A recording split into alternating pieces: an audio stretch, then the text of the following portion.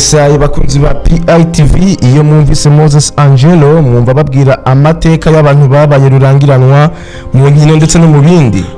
Uyu munsi tugiye kubabwira amateka ajanye na ya bombe atomike yakoreshejwe mu ntambara ya kabiri y'isi yose i Hiroshima mu Buyapani.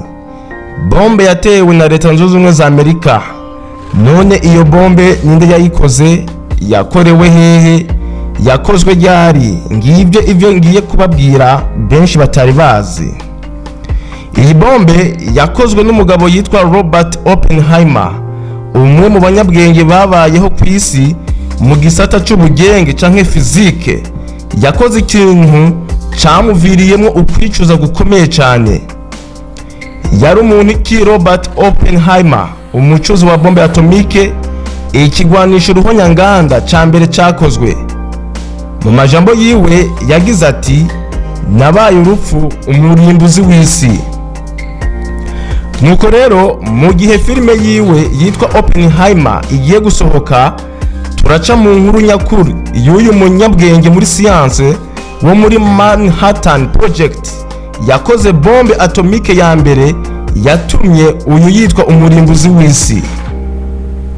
Ngo vyari mu masaha ya kare mu gitondo kw'igenekerezo rya 16 ukwezi kw'indwi mu mwaka w'igihumbi kimwe amajana 1945, Robert Oppenheimer ngo yaratekereje cane ari mu nzu yo hasi. Uwo mwanya ngo wari ugiye guhindura isi mu buryo butigeze bubaho. Nko ku birometero 10 uvuye aho yarari, bombe kirimbuzi ya mbere yari igiye kugeragezwa, yari yiswe Trinity, mu yandi majambo ubutatu. Yagomba guturikira mu mucanga mwinshi mu bugaragwa bwa Jordana del Muerto muri leta ya New Mexico muri Amerika. Ntabwo hari kure cyane y'i Los Angeles ahari laboratoire zibanga za leta zakoregwamo ibisasu kirimbuzi. Uyu mugabo Oppenheimer ngo yari afite icerekezo. Yari umugabo asanzwe ari muto muto. Inyuma y'imyaka 3 arongoye umugambi Project Y, igisata ca science ca Manhattan Engineer District cakoze iyo bombe, ngo yaronze agera ku biro 52 kandi areha n'imetero 1.78. Yari yonze bikabije cane. Ngo iryo joro yari yajyamye amasaha 4 gusa, agakomeza kwikangura kubera inkorora ategwa n'itabi ryinshi no kubona ashitse ku mugambi wiwe. Uwo munsi mu mwaka w'igihumbi kimwe amajana 945, ngo numwe mu bihe bikomeye mu buzima bwa Robert Oppenheimer busigurwa n'abanyamateka Kai Bird na Martin Shelwin mu gitabo cabo American Prometheus cyo mu mwaka w'2005, ari naco cashimikiwe ko hakogwa iyo filime nshasha ya Oppenheimer. Bivugwa yuko izoja ku mugaragaro itariki 21 z'uku kwezi muri Leta Zunze Ubumwe za Amerika. Mu minota ya mbere yo guharura igihe gisigaye ngo bagituritse, nkuko Bird na Shelwin babivuga, ngo umusirikare w'umugenerali yarabira hafi Oppenheimer. Yagize ati, Dr. Oppenheimer yakomeje kugira igishika cinshi uko amasegonda yegereza, ngo yahumekera cyane hejuru. Guturika kubaye kwamuritse kuruta izuba nkuko bivugwa, ngo ni imbaraga zingana na kilotoni 21. Ukwari uguturika kunini kubayeho kugeza ico gihe. Kwateye kunyiganyiga kumvikanye kugeza ku birometero 160 uvuye aho. Ngo ikivumbi kinini cyane cyakwiragiye aho hantu kiduga mu kirere. Ngo nuko rero uwo mugabo akomeye Oppenheimer ariruhutsa bikomeye. Ngo hashize iminota mike, inshuti ya Oppenheimer kandi bakorana yitwa Isidore Rabi yamurabira hirya gato, ngo yavuze ati, ngo sinzokwibagira gutambuka kwiwe, ngo sinzokwibagira uko yasohotse mu modoka yatambuka yemye ameze nk'uwatsinze. Ngo by'ukuri ngo yarabikoze. mu biganiro n'abamenyeshamakuru yakoze mu myaka y'igihumbi kimwe amajana 1960, Oppenheimer yongeye ko akajambo avuga ukuntu yakiriye iryo gerageza, avuga ko umurongo wanditswe mu gihindu waje mu mutwe wiwe uvuga ati ngo ubu mbaye urupfu, umurimbuzi w'isi. Mu minsi yakurikiye inshuti ziwe zivuga ko yagenda kenshi yibasirwa n'agahinda. Umwe ati Robert yagumye hamwe cyane kandi acecetse mu gihe cy'amayinga abiri kuko yari azi ikigiye kuba. Ngo igitondo kimwe yumvikanye arimo kwicuza nk'ufitiye impuhwe ibizoba ku Bayapani. Hano ngo yagize ati ngo bariya abantu bato. Mu nama na bagenzi biwe b'abasirikare yasa n'uwibagiye ya majambo avuga ngo abari abantu bato. Kubw'abashakashatsi Bid na Sherwin ngo ahubwo ngo yaranumye cyane yiga ku hantu n'igihe gikwiriye cyo kurekura iyindi bombe nyiriya ku bantu. Ngo bagomba kuyirekura mu mvura cyane mu bihunda kandi bakayirekurira ahantu hejuru cyane mu kirere. Ngo ibiharuro rero ngo byari ivyo kutayirekurira hejuru cyane kuko byotuma idaturitsa nyavyo abo igambiriye. Ngo hatarashira ukwezi bombe barasozereye igerageza ryayo. Bombe kirimbuzi yarekuriwe ku bantu Hiroshima. Uyu mugabo yabwiye ihuriro rya bagenzi biwe ko ico gikorwa cagenze neza. Umwe mu baraba uyibuka uburyo Oppenheimer yaduza akaboko hejuru y'umutwe nk'umugwanyi watsinze urugamba. Oppenheimer rero uyu mugabo akomeye ngo niwe nk'imatima y'umugambi wa Manhattan Project kuruta uwundi muntu wari we wese. Yatumye iyi bombe kirimbuzi iba ukuri. Umugabo yitwa Jeremy Bernstein wakoranye nawe inyuma y'intambara yemeza ko atawundi muntu yari kubishobora. Nk'uko byanditswe mu gitabo cy'ubuzima bwiwe mu mwaka w'2004 yise A Portrait of an Dreamer, yavuze ati iyo Oppenheimer ataba umukuru wa Los Alamos, mbona ko ku neza canke ku nabi intambara ya kabiri y'isi yari kurangira hadakoreshejwe ibigwanisho ruhonyanganda. Menya rero amateka ya Oppenheimer, umuhungu bivugwa yuko atarameze nk'abandi. Oppenheimer yavukiye i New York City mu mwaka w'igihumbi kimwe amajana 1904. Yari umwana wa mbere mu gisekuru cy'Abadagi b'Abayahudi bimukiye muri Amerika, bari baratunze kubera ubucuruzi bw'amabuye y'agaciro. Inzu y'iwabo yari apartment nini mu gisagara, bafise abakozi bo mu rugo batatu, umushoferi n'amashusho y'ubugeni bw'iburaya ku mpome. Ngo nubwo yakuriye mu buzima bwiza, Oppenheimer yibukwa n'inshuti zo mu buto bwiwe nk'umwana atari yarafyinishijwe kandi yagira ubuntu.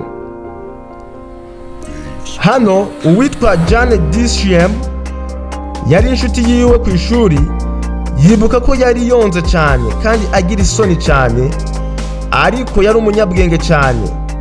Hano yagize ati ngo vuba na vuba buri wese yemeye ko atandukanye n'abandi bose kandi abaruta by'ukuri. Ku myaka 9 Oppenheimer yasoma filozofi mu Kigiriki n'Ikilatini kandi agakunda cyane ibijyanye n'ibigize amabuye y'agaciro.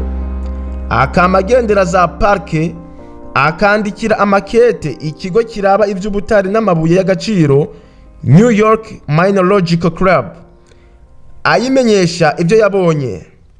Amakete yiwe ngo yari mu ubwenge ku buryo iyo club yari izi ko ari umuntu mukuru ndetse ikamugendera ngo ibashe kumumenya by'ukuri. Bano banyamateka Bed na Sherwin banditse ko ubu bwenge bwatumye Oppenheimer akiri muto akunda kuba wenyene. Inshuti yiwe iribuka iti ngo yahora yitonda mu byo akora canke yiyumvira, ntiyari yitaye ku byo abandi baba biteze ku musore akunda umuziki, ntiyita ku nkino canke ibindi bihuza abahungu b'ibigero vyiwe. nk'uko mubyara wiwe ngaha yabivuze ngo kenshi ngo baramucokora canke bakamusagiriza kubera ko atameze nk'abandi, ngo gusa ababyeyi biwe bari bazi ko ari umunyabwenge w'igitangaza. Igihe yava iwabo agiye kwiga ibya shimi muri kaminuza ikomeye cyane ku isi ya Leta Zunze Ubumwe za Amerika, Harvard University, intege nke zo mu mibano no mu mutwe ngo zaribonekeje. Ubwiyemezi no kugara gake ntibyagize icyo bimufasha. Hano ngo mu ikete yanditse mu mwaka w'1923 yatangajwe mu nyandiko ndende yatunganijwe na Alice Kimball Smith na Charles Viner. Hano yagize ati: ndakora nkandika ubushakashatsi butagira icyerekezo, imvugo, inkuru nkora, nkakora ingando muri laboratoire zitatu. Ngo ndakora icyayi maze nkaganira n'abantu bake bigunze, nkajya muri weekend kuruhuka no gutwenga, nkasoma ikigiriki, kurondera makete mu kabati kanje, hanyuma nkifuza gupfa. Ibyo ni byo uyu mugabo yakunze kwandika kandi yakunze kuvuga. Amakete yashizwe hamwe na Smith na Viner yerekana ko icyo kibazo cyakomeje no hanyuma yo gukomeza ikindi gice cya kaminuza muri kaminuza ikomeye mu Bwongereza ya Cambridge University. Uwamwigishije yibanda ku gukorera muri laboratoire ivyari mu ntege nke za Oppenheimer. Mu mwaka w'1925 yaranditse amajambo avuga ati ngo ndimwo guca mu bihe bibi bikomeye. Akazi ko muri labo karandambira bikomeye kandi karananira ku buryo bidashoboka ko numva ko hari ikintu ndimwo kwiga.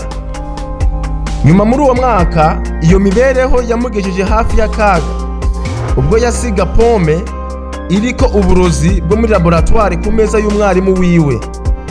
Ngo inshuti ziwe zavugira mu ntamatama ko yabikoze nkana kubera ugwanko rwinshi. Mu buzima ducamwo umuntu aca muri byinshi, aho usanga abantu aho kukubera ikiraro cy'ubuzima bwawe ahubwo ari bo bantu bambere batangura kuguca intege no kukuvuga nabi. Ngo uwo mwarimu ntabwo ngo yariye iyo pome, ngo ariko ikibanza ca Oppenheimer muri Cambridge yarakigumanye, gusa ategekwa kwemera gusuzumwa n'umuganga w'indwara zo mu mutwe. Ngo uyu yamusanzemo indwara ariko aramusezerera avuga ko imiti yomuha ataco yomumarira. Yibuka ivyo bihe, Oppenheimer mu nyuma yavuze ko mu biruhuko vya Noel yiyumviriye cyane ku kwiyahura. Umwaka wakurikiye ubwo yari yatembereye i Paris mu Bufaransa, inshuti yiwe ya hafi yitwa Francis Ferguson yamubwiye ko yasabye umubonano canke umubano umukobwa wakundana na Oppenheimer. Uyu nawe ngo yahise agerageza kumuniga ariko biranka. Ngo bisa naho abaganga b'indwara zo mu mutwe bamunaniriwe ubumenyi kama ngo aribwo bwamufashije cyane. Bed na Sherwin bavuga ko ubwo yasoma igitabo à la recherche du temps perdu cha Marcel Proust ari mu biruhuko i Corsica mu Bufaransa, akabonamwo igisa n'uburyo nawe amerewe mu mutwe ngo vyuguruye akadirisha k'ubuzima bushasha. Muri ico gitabo yigiyemwo umurongo uvuga ati kutita ku mubabaro uwundi aguteye. Aya n'amajambo akomeye cyane uyu mugabo yavuze. Ubwo mu buzima dusanzwe tubayemwo abantu benshi bashira imbere bakagerageza kwishura n'agashavu kenshi ku byo abantu baba bamaze kubatera, ariko uyu mugabo wese uko yari ameze yari umugabo akomeye afise ubwenge buhanitse cyane. Ngo ibijanye n'uko wo kwifata mu mubabaro ngo cyakomeje kuba ikimunezereje. Vyerekeza Oppenheimer mu buzima bw'impwemu za filozofi, kandi amaherezo bigira ingaruka ku kazi kaje gusigura uwo ari we by'ukuri. Ijambo yabwiye umwe mu nshuti zise inshuti ziwe muri byo biruhuko rirakomeye. Hano yavuze ati umuntu nshaka cyane kuba we ni ukuba ingirakamaro cyane mu gukora ibintu byinshi ariko ukagumana isura yuzuye amarira. aya ni amajambo akomeye cyane yavuze. Inyuma y'ibiruhuko ngo yagarutse mu Bwongereza afise inkomezi, anezerewe kandi ameze neza kurusha ubwa mbere nk'uko yabitangaje. Mu ntango z'umwaka w'1926 ngo yahuye n'umukuru wa Institute of Theoretical Physics yo muri University of Göttingen mu Budagi. Vuba vuba ngo yahise abona ubuhinga n'impano ya Oppenheimer, amusaba kuza kwigayo. Hano Smith na Weiner bavuga ko nyuma yavuze ko mu mwaka w'1926 ngo wabaye umwaka wiwe wo kwinjira mu bugenge, icyo twakwita fizike, ngo byari impinduka mu buzima. Hano ngo yabonye na doctora mu mwaka wakurikiye. Yahuye kandi n'abahinga mu bugenge baje kuba inshuti zo mu buzima, ngo benshi baje no kumusanga hahandi i Los Alamos. Uyu mugabo ibijyanye n'urukundo rwiwe byari byifashe gute? Hano bano banyamateka babiri batubwira yuko ngo yakunze umukobwa hanyuma nawe aramwanka. Asubiye muri Amerika, Oppenheimer ngo yamaze amezi make muri Harvard imbere yo kujya gukora ibijyanye n'ubugenge muri California. Imvugo yumvikana mu makete yiwe icyo gihe yumvikana nk'umuntu ameze neza w'umunyampuhwe. Yandikiye muri murumuna wiwe ibijyanye n'urukundo n'uburyo akomeje gukunda ubugeni.